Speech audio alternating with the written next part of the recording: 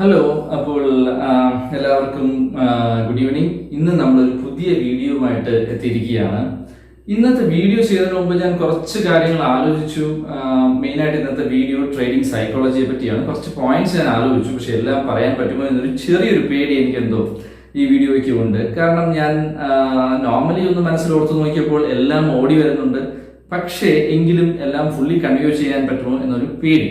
എങ്കിലും കുഴപ്പമില്ല, നമുക്ക് തുടങ്ങാം. അതിശക്തമായി തന്നെ നമുക്ക് മുന്നോട്ട് പോകാം, അല്ലേ? അപ്പോൾ ഇന്നത്തെ വീഡിയോ ചെയ്യാനായിട്ട് എനിക്കൊരു പ്രചോദനമായത് കഴിഞ്ഞ ആഴ്ചത്തെ എൻ്റെ ട്രേഡിങ്ങിന്റെ ആ ഒരു രീതി കണ്ടിട്ടാണ്. അപ്പോൾ ഞാൻ വിചാരിക്കുന്നു കഴിഞ്ഞ ആഴ്ച നിങ്ങളെല്ലാവരും നന്നായി തന്നെ ട്രേഡ് ചെയ്തിട്ടുണ്ടായിരിക്കും, നല്ല രീതിയിൽ തന്നെ പ്രോഫിറ്റ് ബുക്ക് ചെയ്തിട്ടുണ്ടായിരിക്കും എന്നല്ല. കഴിഞ്ഞ ആഴ്ച എനിക്ക് വളരെ ഫാന്റാസ്റ്റിക് ആയിട്ടുള്ള ഒരു ആഴ്ച തന്നെയായിരുന്നു. പക്ഷേ എങ്കിൽ പോലും ഞാൻ ആ ആഴ്ചയിൽ ഒരു ദിവസം എനിക്ക് ലോസ് ഉണ്ടായി. അത് ഞാൻ എടുത്തു പറയുന്നത് എന്തുകൊണ്ടെന്ന് വെച്ച് കഴിഞ്ഞാൽ, നിങ്ങൾക്ക് എൻ്റെ മുന്നത്തെ വീഡിയോസ് കണ്ടാൽ മനസ്സിലാവും ഞാനൊരു ചെറിയ ട്രേഡിംഗ് സ്ട്രാറ്റജി സ്റ്റാർട്ട് ചെയ്തെന്നും അത് പതിയെ പതിയെ സ്കെയിലപ്പ് ചെയ്യുന്ന ഒരു തുടക്കത്തിലാണെന്നും നിങ്ങൾക്ക് മനസ്സിലാവും, അല്ലേ? അപ്പോൾ അത് ഞാനൊരു കഴിഞ്ഞ 4 ആഴ്ചയായി ചെയ്യുന്നു. ഓരോ ആഴ്ചയും ഞാൻ പതിയെ പതിയെ സ്കെയിലപ്പ് ചെയ്തുകൊണ്ട് വരികയാണ്. അപ്പോൾ കഴിഞ്ഞ ഏകദേശം 28 ദിവസമായി ഞാനിത് ചെയ്യുന്നു. ഇതിൽ അറൌണ്ട് ഒരു 25-26 ഡേയ്സ് ആയിട്ട് അറ്റ് എ സ്ട്രെച്ച് എനിക്ക് സ്ട്രാറ്റജി പ്രോഫിറ്റബിൾ ആണ്. കഴിഞ്ഞ ആഴ്ച ഒരു ദിവസം ഇതെനിക്ക് പ്രോഫിറ്റബിൾ അല്ലായിരുന്നു. ആ സമയത്ത് എനിക്ക് കുറച്ച് ടെൻഷൻ ഉണ്ടായിരുന്നു. കാരണം എന്ന് വെച്ച് കഴിഞ്ഞാൽ ഇത്രയും ദിവസമായി 25-26 ഡേയ്സ് ആയിട്ട് ഇത് പ്രോഫിറ്റബിൾ ആണ്. ഒരു ദിവസം പ്രോഫിറ്റബിൾ അല്ലാതെ വന്നപ്പോൾ എനിക്ക് ചെറിയൊരു ടെൻഷൻ, ഫിയർ എന്നൊരു സാധനം എനിക്ക് അവിടെ ഉണ്ടായി. അതിനെ ഞാൻ മറികടന്നു, അതിനെ ഞാൻ മാനേജ് ചെയ്തു. അത് എങ്ങനെ എന്നാണ് എനിക്ക് ഇന്ന് നിങ്ങളോട് പറയാൻ ആഗ്രഹം. ഇത് ട്രേഡിംഗ് സൈക്കോളജിയുമായിട്ട് റിലേറ്റഡ് ആണ്. ഇത് നിങ്ങൾ മനസ്സിലാക്കിയില്ലെന്നുണ്ടെങ്കിൽ നിങ്ങൾക്ക് മാർക്കറ്റിനെ ജയിക്കാൻ ഒരു തരത്തിലും പറ്റത്തില്ല. ഈ 25-26 ഡേയ്സ് ആയിട്ട് എനിക്ക് പ്രോഫിറ്റ് ഉണ്ടായിരുന്ന സമയത്ത് എനിക്ക് യാതൊരു വിധത്തിലുള്ള ടെൻഷനും ഇല്ലായിരുന്നു. കാരണം പ്രോഫിറ്റ് ഉണ്ടാകുന്ന സമയത്ത് നമുക്കതിനെ മാനേജ് ചെയ്യാൻ എളുപ്പമാണ്, പക്ഷെ ലോസ് ഉണ്ടാക്കുന്ന സമയത്ത് മാനേജ് ചെയ്യാൻ എളുപ്പമല്ല. അവിടെയാണ് സൈക്കോളജി ഇമ്പാക്ട് ആവുന്നത്. പ്രോഫിറ്റ് ഉണ്ടാവുന്ന സമയത്തും ഗ്രീഡ് എന്ന് പറയുന്ന ഒരു ഫാക്ടർ ഉണ്ട്. പക്ഷെ എങ്കിലും എനിക്ക് തോന്നിയത് കമ്പാരിറ്റീവ്ലി ഫിയറിനേക്കാൾ കൂടുതൽ ഗ്രീഡിനെ മാനേജ് ചെയ്യാൻ എളുപ്പമാണ് എന്നാണ്. അപ്പോൾ ഞാൻ പറഞ്ഞു വരുന്നത്, എന്റെ ഒരു സ്ട്രാറ്റജി അത് ഫെയിൽ ആയത് എനിക്ക് തോന്നുന്നു ഫിൻനിഫ്റ്റിയിലാണ് അത് ഫെയിൽ ആയത്. അപ്പോൾ ഫിൻനിഫ്റ്റിയിൽ ഫെയിൽ ആയെന്ന് പറയാൻ ഞാൻ അത് കാൽക്കുലേറ്റ് ചെയ്തിട്ടുള്ള കാര്യം തന്നെയാണ്. അത് ലോസ് വന്നു എന്നേ ഉള്ളൂ. അപ്പോൾ അതിൽ ലോസ് വരികയാണെങ്കിൽ എന്റെ സ്ട്രാറ്റജി അനുസരിച്ച് ആ ലോസിനെ മാക്സിമം റെഡ്യൂസ് ചെയ്യാൻ സാധിക്കണം. ആ രീതിയിലുള്ള മെത്തേഡ് തന്നെയാണ് ഞാൻ അപ്ലൈ ചെയ്തത്. പക്ഷെ എങ്കിലും അവിടെ ചെറിയൊരു രീതിയിലുള്ള ഒരു സൈക്കോളജിക്കൽ പ്രഷർ എനിക്ക് ഫീൽ ചെയ്തു. കാരണം എന്റെ ബ്ലഡ് പ്രഷർ ഉയരുന്നതായും എനിക്ക് അവിടെ ചെറിയ എക്സിക്യൂഷനിൽ എന്തൊക്കെയോ പ്രോബ്ലംസ് വരുന്നതായും എനിക്ക് ഫീൽ ചെയ്തു. അപ്പോൾ എനിക്ക് തോന്നി ഇന്നത്തെ വീഡിയോയിൽ സൈക്കോളജിയെ പറ്റി പറഞ്ഞാൽ അത് വളരെയധികം ആൾക്കാർക്ക് ഉപകാരമായിരിക്കും എന്ന്. സൈക്കോളജി, അതായത് ഇന്നത്തെ വീഡിയോയിൽ നമ്മൾ ട്രൈ ചെയ്യുന്നത് എങ്ങനെ മാർക്കറ്റിൽ നമ്മൾ ട്രേഡ് എക്സിക്യൂട്ട് ചെയ്യുന്ന സമയത്ത് ഇതേപോലുള്ള ഫിയർ ഇഷ്യൂസ് അല്ലെങ്കിൽ സൈക്കോളജി ഇഷ്യൂസിൽ നിന്നും പുറത്തു കിടക്കാം എന്നുള്ളതിനെ പറ്റിയാണ്. അപ്പോൾ ഇത് മാർക്കറ്റിന് മുന്നേ നമുക്ക് പ്രാക്ടീസ് ചെയ്യാൻ പറ്റുന്നതാണ്, അതുപോലെ തന്നെ മാർക്കറ്റിൽ ഉള്ള സമയത്തും പ്രാക്ടീസ് ചെയ്യാൻ പറ്റുന്നതാണ്. അപ്പോൾ എങ്ങനെ നമുക്ക് ഈ പറയുന്ന പേടി, ടെൻഷൻ, സ്ട്രെസ് എന്നൊക്കെ പറയുന്ന കാര്യത്തെ നമുക്ക് വളരെയധികം റെഡ്യൂസ് ചെയ്യാം. ഇതിനെ ഫുള്ളായിട്ട് നമുക്ക് ഒരിക്കലും അവോയ്ഡ് ചെയ്യാൻ പറ്റില്ല, പക്ഷെ എങ്ങനെ റെഡ്യൂസ് ചെയ്യാം? മാർക്കറ്റിൽ നിങ്ങൾ എൻട്രി ചെയ്യുന്നതിന് മുന്നേ നിങ്ങൾ 1-2 കാര്യങ്ങൾ ചെയ്യണം. ഒന്ന്, ഡെഫിനറ്റ്ലി നിങ്ങൾ ഒരു നല്ലൊരു സ്ട്രാറ്റജി ബിൽഡപ്പ് ചെയ്യണം. ആ സ്ട്രാറ്റജിയെ പറ്റി വളരെ ഡീപ്പായി സ്റ്റഡി ചെയ്യണം. ഡീപ്പായി സ്റ്റഡി ചെയ്യണം എന്ന് പറയുമ്പോൾ അതിന്റെ സ്റ്റോപ്പ് ലോസ് എവിടെ വയ്ക്കും, പ്രോഫിറ്റബിലിറ്റി എത്രയാണ്, റിസ്ക് റിവാർഡ് റേഷ്യോ എത്രയാണ്, എങ്ങനെയാണ് നമ്മൾ മണി മാനേജ്മെന്റ് ചെയ്ത് കൊണ്ടുപോകാൻ പോകുന്നത്, ഇങ്ങനെയുള്ള കാര്യങ്ങൾ നിങ്ങളുടെ മനസ്സിൽ ഉണ്ടാവണം. ഈ കാര്യങ്ങൾ നിങ്ങൾ ബാക്ക് ടെസ്റ്റും ഫോർവേഡ് ടെസ്റ്റും ചെയ്ത് നോക്കണം. അതിനുശേഷം മാർക്കറ്റിൽ എൻട്രി ചെയ്താൽ നിങ്ങൾക്ക് വളരെ നല്ലൊരു ക്ലാരിറ്റി ഉണ്ടായിരിക്കും. ഈ വളരെ നല്ല ക്ലാരിറ്റി ഉള്ളത് കൊണ്ട് തന്നെ മാർക്കറ്റിന് അത്ര പെട്ടെന്ന് നിങ്ങൾ ഫിയർ ഇൻഡ്യൂസ് ചെയ്യാൻ പറ്റില്ല. അതൊരു പ്രധാനപ്പെട്ട കാര്യമാണ്. പിന്നീട് നിങ്ങൾക്ക് റിലാക്സേഷൻ ടെക്നിക്കുകൾ യൂസ് ചെയ്യാം, മെഡിറ്റേഷൻ ചെയ്യാം, പോസിറ്റീവ് ആയിട്ടുള്ള വിഷ്വലൈസേഷൻ പ്രാക്ടീസ് ചെയ്യാം. പോസിറ്റീവ് ആയിട്ടുള്ള വിഷ്വലൈസേഷനെ പറ്റി എടുത്തു പറയാൻ ഞാൻ ആഗ്രഹിക്കുന്നു. എന്ന് വെച്ചാൽ നിങ്ങൾ കണ്ടിന്യൂസ് ആയിട്ട് നിങ്ങൾ പോസിറ്റീവ് ആണ് എന്ന് നിങ്ങളോട് തന്നെ പറഞ്ഞുകൊണ്ടിരിക്കും. അല്ലെങ്കിൽ നിങ്ങൾ എന്താണോ ലക്ഷ്യം വയ്ക്കുന്നത് ആ ലക്ഷ്യത്തിൽ നിങ്ങൾ എത്തിയതായി നിങ്ങളുടെ മനസ്സിൽ തന്നെ നിങ്ങൾ വിഷ്വലൈസ് ചെയ്യും. ഇങ്ങനെ കണ്ടിന്യൂസ് ആയിട്ട് ചെയ്യുമ്പോഴുള്ള ഗുണം എന്തെന്ന് വെച്ച് കഴിഞ്ഞാൽ, നമ്മുടെ ബ്രെയിൻ എന്ന് പറയുന്നത് വലിയൊരു കെമിക്കൽ ഫാക്ടറിയാണ്, അല്ലെ? ഈ ബ്രെയിനിൽ തന്നെ പല പല ഏരിയയിൽ പല പല രീതിയിലുള്ള പ്രവർത്തനങ്ങളാണ് നടക്കുന്നത്.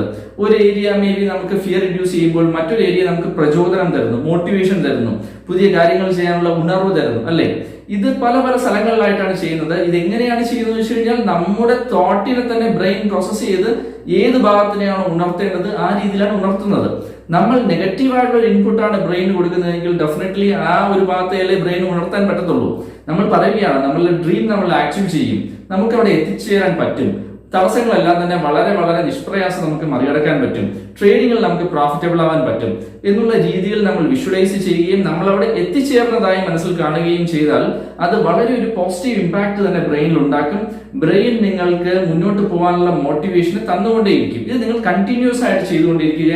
നിങ്ങൾക്ക് ഫെയിലിയർ ഉണ്ടായാൽ നിങ്ങൾ മനസ്സിൽ വിചാരിക്കുക, നെക്സ്റ്റ് അടുത്ത ഒരു ട്രയൽ ഇതെനിക്ക് ഓവർകം ചെയ്യാൻ പറ്റും, അടുത്ത ഒരു ശ്രമത്തിൽ ഞാൻ എന്റെ പ്രശ്നങ്ങളെല്ലാം തിരുത്താൻ പറ്റും എന്നുള്ള രീതിയിൽ ഇതൊരു കണ്ടിന്യൂസ് മോട്ടിവേഷൻ ആയിട്ട് നിങ്ങൾ ചെയ്താൽ, കണ്ടിന്യൂസ് വിഷ്വലൈസേഷൻ ആയിട്ട് നിങ്ങൾ ചെയ്താൽ ഡെഫിനറ്റ്ലി ട്രേഡിങ്ങിൽ മാത്രമല്ല മറ്റു പല കാര്യങ്ങളിലും തന്നെ നിങ്ങൾക്ക് നിങ്ങളുടെ മാക്സിമം ഔട്ട്പുട്ട് കൊടുക്കാൻ പറ്റും.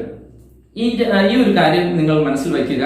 അപ്പോൾ ഞാൻ പ്രീ മാർക്കറ്റിൽ, അതായത് മാർക്കറ്റിൽ എൻട്രി ചെയ്യുന്നതിന് മുന്നേ ഉള്ള സമയത്ത് നോക്കണമെന്ന് പറഞ്ഞ കാര്യങ്ങൾ ഒന്ന് മെഡിറ്റേഷൻ ആണ്, രണ്ടാമത് പോസിറ്റീവ് വിഷ്വലൈസേഷൻ ആണ്, പിന്നെ വളരെ ഇമ്പോർട്ടന്റ് ആയിട്ട് ഡീപ്പ് ആയിട്ടുള്ള ഒരു സ്റ്റഡി നിങ്ങൾ ചെയ്യണം, വളരെ ഒരു ക്ലാരിറ്റി നിങ്ങൾക്ക് കിട്ടാനായിട്ട്. ആ ക്ലാരിറ്റി ഇല്ലെങ്കിൽ ഇതുകൊണ്ടൊന്നും ഈ പറഞ്ഞ പോസിറ്റീവ് വിഷ്വലൈസേഷൻ കൊണ്ടോ അല്ലെങ്കിൽ മെഡിറ്റേഷൻ കൊണ്ടോ പ്രയോജനമൊന്നും തന്നെ ഉണ്ടാവാൻ പോകുന്നില്ല.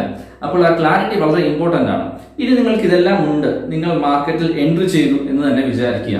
നിങ്ങൾക്ക് ഈ ഡീപ്പായിട്ടുള്ള അണ്ടർസ്റ്റാൻഡിങ്ങും നോളജും ഉണ്ടെങ്കിൽ പോലും, നിങ്ങളുടെ സ്ട്രാറ്റജി വളരെ സ്ട്രോങ് ആണെങ്കിൽ പോലും ചില സമയങ്ങളിൽ നിങ്ങൾക്ക് സ്ട്രെസ്സും ഫിയറും മാർക്കറ്റിൽ ഫീൽ ചെയ്യാം.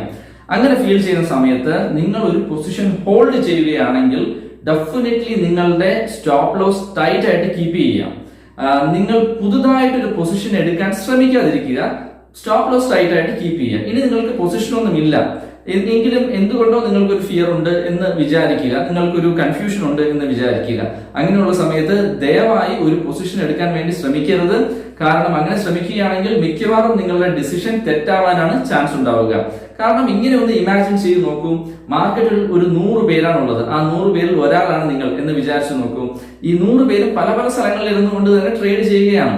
അവരുടെ ബൈയും സെല്ലും ചെയ്യുക എന്നുള്ളത് അവരുടെ സൈക്കോളജിയാണ് അതിൽ ബൈയും സെല്ലുമായിട്ട് റിഫ്ലക്ട് ആവുന്നത് മാർക്കറ്റിൽ, അല്ലേ? ചിലർ വിചാരിക്കുന്നു മാർക്കറ്റ് കയറി പോകുന്നു, ചിലർ വിചാരിക്കുന്നു മാർക്കറ്റ് താഴ്ത്തു വരുന്നു, പല പല റീസൺസ് കാണാം. അപ്പോൾ അതിൽ ഒരു 50 പേർക്ക് നല്ല ക്ലാരിറ്റി ഉണ്ട്, അവർക്കൊരു കൺഫ്യൂഷനും ഇല്ല, അവർ വളരെ ഫ്രഷ് മൈൻഡോട് കൂടിയാണ് ചെയ്യുന്നത്. എന്നാൽ ഒരു 50 പേർക്ക് അത്ര ക്ലാരിറ്റിയിൽ അവരൊരു കൺഫ്യൂസ്ഡ് സ്റ്റേറ്റ് ഓഫ് മൈൻഡിലാണ്. അതുകൊണ്ട് തന്നെ അവർക്ക് മാർക്കറ്റിനെ, ഈ കൺഫ്യൂസ്ഡ് സ്റ്റേറ്റ് ഓഫ് മൈൻഡിലായിരിക്കുന്ന ആൾക്കാർക്ക് മാർക്കറ്റിനെ പെട്ടെന്ന് റീഡ് ചെയ്യാൻ പറ്റില്ല. അതുകൊണ്ട് ആരായിരിക്കും മാർക്കറ്റിൽ വിൻ ചെയ്യുക? ആദ്യം ഉള്ള 50 പേർ, അതായത് ഫ്രഷ് മൈൻഡോട് കൂടി മാർക്കറ്റിൽ പ്രവർത്തിക്കുന്ന ആൾക്കാർ, അവർക്കായിരിക്കും വിന്നിംഗ് ചാൻസ്, വിന്നിംഗ് പ്രോബബിലിറ്റി കൂടുതലായിട്ടുണ്ടാവുക, അല്ലേ? അപ്പൊ അതുകൊണ്ടാണ് പറഞ്ഞത്, നിങ്ങൾക്ക് എന്തെങ്കിലും കൺഫ്യൂഷനോ സ്ട്രെസ്സോ ഉണ്ടെങ്കിൽ ഡെഫിനറ്റ്ലി പുതിയൊരു പൊസിഷൻ എടുക്കാതിരിക്കുക, ഉള്ള പൊസിഷനിൽ സ്റ്റോപ്പ് ലോസ് ടൈറ്റ് ആയിട്ട് കീപ്പ് ചെയ്യുക എന്നുള്ളത്. ഇനി ഈ സ്ട്രെസ്സും ടെൻഷനും ഉള്ള സമയത്ത് തന്നെ എങ്ങനെ ഇതിനെ നമുക്ക് റെഡ്യൂസ് ചെയ്യാം? നിങ്ങൾ ട്രേഡ് ചെയ്തുകൊണ്ടിരിക്കുന്ന സമയത്ത് തന്നെ നിങ്ങൾക്ക് സ്ട്രെസ്സും ടെൻഷനും എല്ലാം ഉണ്ടാവുകയാണെങ്കിലും ഇതിനെ എങ്ങനെ റെഡ്യൂസ് ചെയ്യാം, ഇതിൽ എങ്ങനെ പുറത്ത് വരാം എന്നുള്ള ഒരു കാര്യം. ഒന്ന്, നമുക്ക് എപ്പോഴും ടെൻഷനും പ്രഷറും ഉണ്ടാകുന്നത് മാർക്കറ്റിൽ തന്നെ വാച്ച് ചെയ്തുകൊണ്ടിരിക്കുന്ന സമയത്താണ്, അല്ലേ? അപ്പോൾ നമുക്ക് ഫീൽ ചെയ്യുകയാണ് നമ്മുടെ ബ്ലഡ് പ്രഷർ ഒന്ന് ഉയരുകയാണ്, നമുക്കൊരു ടെൻഷൻ ഉണ്ട്. പല ആൾക്കാർക്കും പല രീതിയിലായിരിക്കും അത് പുറത്തു വരിക, അല്ലേ? ചിലർ അവരുടെ കാലിങ്ങനെ ആട്ടിക്കൊണ്ടിരിക്കും, ചിലർ കൈ ആയിരിക്കും ഇങ്ങനെ ആട്ടിക്കൊണ്ടിരിക്കുക, ചിലർ മേ ബി ഒന്ന് നഖം ഇങ്ങനെ കടിച്ചുകൊണ്ടിരിക്കുന്ന ആൾക്കാരുണ്ട്. ചിലർക്ക് അറിയാം അവർക്ക് ടെൻഷൻ ഉണ്ട്, പ്രഷർ ഉണ്ട്, അവരുടെ ഹാർട്ട് റേറ്റ് ഉയരുന്നുണ്ട്, അവർക്ക് ശ്വാസം എടുക്കാൻ ബുദ്ധിമുട്ട് ഉണ്ടാവുന്നുണ്ട് എന്നെല്ലാം ചിലർക്ക് ഫീൽ ചെയ്യും, അല്ലേ? അങ്ങനെ ഫീൽ ചെയ്യുന്ന സമയത്ത് നമ്മൾ ചെയ്യേണ്ട കാര്യം എന്തെന്ന് വെച്ചാൽ, മേ ബി ഒരു ബ്രീത്തിങ് എക്സസൈസ് അവർക്ക് ചെയ്യാം. ഒരു 8 or 10 ഇൻ ആൻഡ് ഔട്ട് ഉള്ളൊരു ബ്രീത്തിങ് എക്സസൈസ്. പതിയെ ശ്വാസം അകത്തേക്ക് ഒരു 5 സെക്കൻഡ് എടുക്കുക, 5 സെക്കൻഡ് കൊണ്ട് പതിയെ ശ്വാസം പുറത്തോട്ട് വിടുക. ഇങ്ങനെ ഒരു 10 തവണ ആവർത്തിക്കുക, 10-12 തവണ ആവർത്തിക്കുക. നോർമലി നമ്മളൊന്ന് കൂളാവും. അതല്ലെങ്കിൽ ചെയ്യാൻ പറ്റുന്ന വേറൊരു കാര്യം, ഒരു 5 മിനിറ്റോ 10 മിനിറ്റോ ഒരു 15 മിനിറ്റോ കംപ്ലീറ്റ്ലി മാർക്കറ്റിൽ നിന്ന് പുറത്ത് നിൽക്കുക. വേറെ എന്തെങ്കിലും ഒരു ആക്ടിവിറ്റിയോ അവിടെ എവിടെയെങ്കിലും പോയിട്ട് വരികയോ ഒക്കെ ചെയ്യുക. അല്ലെങ്കിൽ ഇഷ്ടമുള്ള ഒരു ഹോബി ഒരു 15 മിനിറ്റ് കൊണ്ട് ചെയ്യുകയോ ഒക്കെ ചെയ്യുക. പക്ഷേ നിങ്ങൾക്ക് പൊസിഷൻ ഉണ്ടെങ്കിൽ ഡെഫിനറ്റ്ലി അവിടെ ഒരു സ്റ്റോപ്പ് ലോസ് കീപ്പ് ചെയ്തിട്ട് വേണം ഇതെല്ലാം തന്നെ ചെയ്യാനായിട്ട്. പിന്നെ ഒരു കാര്യം, ഞാൻ നേരത്തെ പറഞ്ഞ പോസിറ്റീവ് വിഷ്വലൈസേഷൻ ഇവിടെയും ചെയ്യാം. നിങ്ങൾക്കുള്ള പൊസിഷൻ ലോസിൽ വരും എന്നുള്ളൊരു പേടി കാരണമാണല്ലോ നിങ്ങൾക്ക് അവിടെ ഫിയർ ഉള്ളത്. നിങ്ങൾ പോസിറ്റീവായിട്ട് ബ്രെയിനോട് പറയുക, എന്റെ പൊസിഷൻ എന്തായാലും പ്രോഫിറ്റബിൾ ആയി തീരാനാണ് പോകുന്നത്, ഇത് സ്റ്റോപ്പ് ലോസ് അടിക്കാനുള്ള സാധ്യതയില്ല, ഇത് ഡെഫിനറ്റ്ലി പോയി പ്രോഫിറ്റ് ബുക്ക് ചെയ്യുന്ന ഒരു പൊസിഷനിൽ തന്നെ കൊണ്ടുവരും എന്നുള്ള രീതിയിലുള്ള ഒരു പോസിറ്റീവ് ആയിട്ടുള്ള വിഷ്വലൈസേഷൻ ഒരു 5-10 മിനിറ്റോ സമയമെടുത്ത് മാർക്കറ്റിൽ നിന്ന് മാറി നിന്നതിന് ശേഷം നിങ്ങൾ ചെയ്യുക. ഇത് നിങ്ങളെ വളരെയധികം ഹെൽപ്പ് ചെയ്യുന്ന ഒരു കാര്യമാണ്, അല്ലേ? പിന്നീട് ഇതൊന്നുമല്ല, നിങ്ങളൊരു വളരെ പ്രോ ട്രേഡർ ആണെങ്കിൽ പോലും നിങ്ങൾക്ക് ടെൻഷനും പ്രഷറും ഒക്കെ വരാം. വേറൊരു മെത്തേഡ് എന്ന് വെച്ച് കഴിഞ്ഞാൽ നിങ്ങളുടെ സ്ട്രാറ്റജിയും എക്സിക്യൂഷനെയും ഡിഫറൻഷിയേറ്റ് ചെയ്യുക എന്നുള്ളതാണ്. അതായത് സ്ട്രാറ്റജി ചെയ്യുന്ന ഒരാളും എക്സിക്യൂഷൻ ചെയ്യുന്ന വേറൊരാളും എന്നുള്ള രീതിയിലാക്കുക. ഫോർ എക്സാമ്പിൾ, നിങ്ങളുടെ വൈഫോ അല്ലെങ്കിൽ നിങ്ങളുടെ സഹോദരിയോ അച്ഛനോ അമ്മയോ ആരെങ്കിലും ഉണ്ടെന്ന് കരുതുക. അവർക്ക് ട്രേഡിങ്ങിനെ പറ്റി യാതൊരു വിധത്തിലുള്ള ഐഡിയയും ഇല്ല എന്നുണ്ടെങ്കിൽ, ഒരു നോളജ് ഇല്ല എന്നുണ്ടെങ്കിൽ വളരെ നല്ലത്. അവർക്ക് എക്സിക്യൂഷൻ പാർട്ട് മാത്രം പഠിപ്പിച്ചു കൊടുക്കുക. സ്ട്രാറ്റജി ബിൽഡ് ചെയ്യുന്നത് നിങ്ങൾ ബിൽഡ് ചെയ്യാം.